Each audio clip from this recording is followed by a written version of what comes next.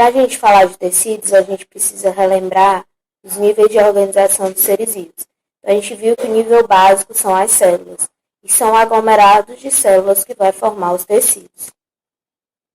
Então, o tecido ele é um conjunto de células especializadas em realizar uma determinada função. Essas células elas podem estar unidas ou separadas por meio das substâncias intercelulares. A ciência responsável por estudar as células ela é denominada de histologia. Nós temos 4 tipos básicos de tecidos no nosso corpo: o epitelial, o conjuntivo, o muscular e o nervoso. O tecido epitelial ele é formado por células justapostas, entre as quais se encontram pouca substância extracelular. Então, elas são tão unidas que não tem nenhum líquido ao redor dessas células. A função do tecido epitelial é revestir a superfície do corpo e ele tem algumas características básicas, que são as células muito próximas e unidas. Eles apresentam um suprimento nervoso considerável, não tem vasos sanguíneos, então é avascular. Tem uma alta capacidade de renovação e regeneração, além de ser nutrido e ter um grande suporte de oxigênio, graças à lâmina basal, certo? Que é do tecido conjuntivo. O tecido epitelial ele pode ser dividido em 2 tipos: tecido epitelial de revestimento e glandular. O de revestimento ele é formado por uma ou mais camadas de célula, com pouco ou quase nenhum líquido intersticial entre os vasos e elas. Então, tem uma pouca quantidade aí de líquido entre essas células. Já no tecido epitelial glandular, as células são muito unidas e geralmente estão dispostas em camadas e têm função secretora. O tecido epitelial de revestimento ele pode ser classificado, de acordo com as camadas celulares, em simples, estratificado e pseudoestratificado. Simples quando só tem uma camada de células. Estratificado quando eu tenho mais de uma camada de células. E pseudoestratificados quando eu tenho apenas uma camada de células, mas por elas estarem em alturas diferentes, dá a impressão que eu tenho mais de um.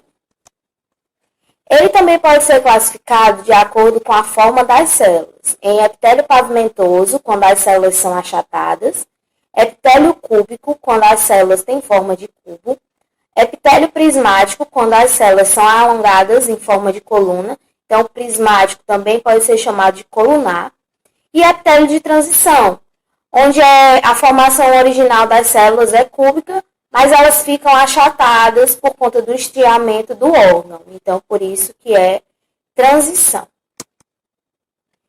No tecido epitelial glandular, nós vamos ter glândulas exócrinas, endócrinas e mistas. As glândulas endócrinas são aquelas que secretam substâncias para dentro do nosso corpo. Já as glândulas exócrinas são aquelas que transportam substâncias para fora do corpo, por exemplo, o suor.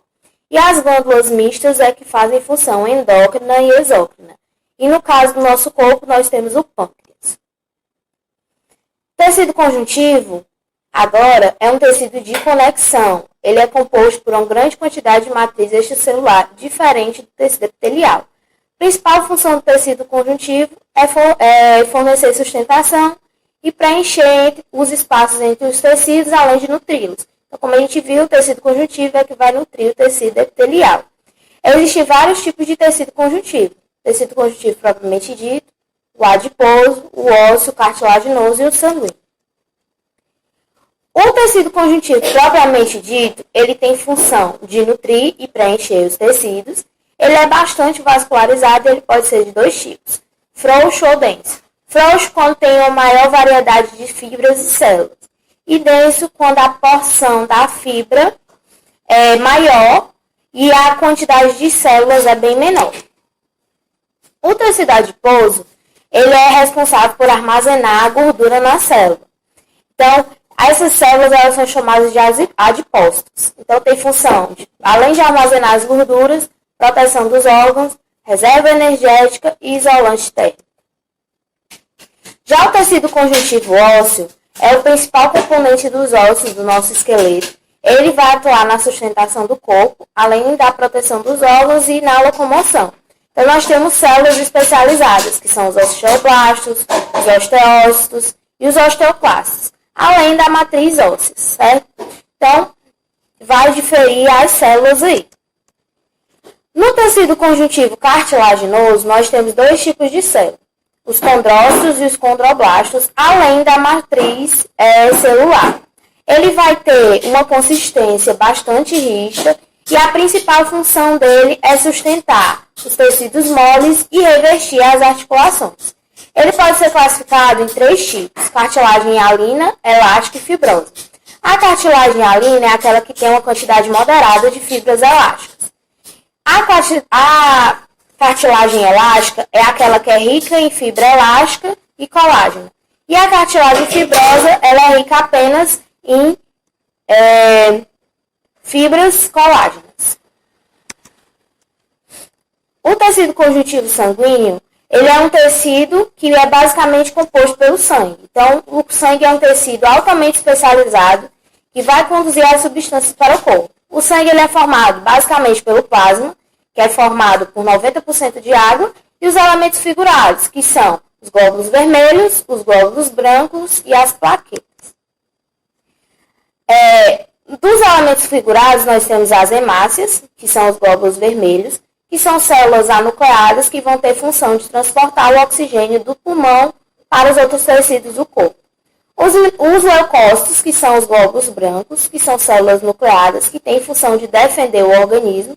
Então, exemplos de leucócitos, eu tenho os linfócitos, os monófilos, eosinófilos, basófilos e neutrófilos. Todos eles vão fazer a nossa defesa.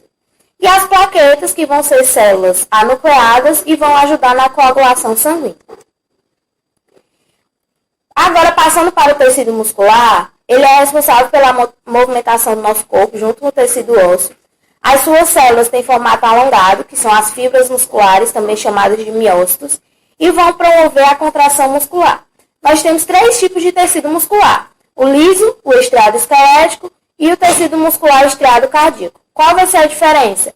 O formato das suas fibras e o meio de contração. No tecido liso, a contração é lenta e involuntária. No estriado esquelético, é rápida e voluntária. E já no estriado cardíaco, é rápido e involuntário. E para terminar, o tecido nervoso. Ele é responsável por coordenar as atividades dos mais diversos órgãos. Ele é composto por dois tipos celulares, que são os neurônios e as células da glia. Certo? Os neurônios eles vão ser responsáveis por transmitir os impulsos nervosos. Então, os neurônios vão ter três regiões básicas, que é o corpo celular, o axônio e os dendritos. Então, todos eles vão estar envolvidos nas sinapses, ou seja, levar as informações do corpo para o cérebro e do cérebro para o corpo. Espero que vocês tenham entendido e até a próxima aula. Tchau!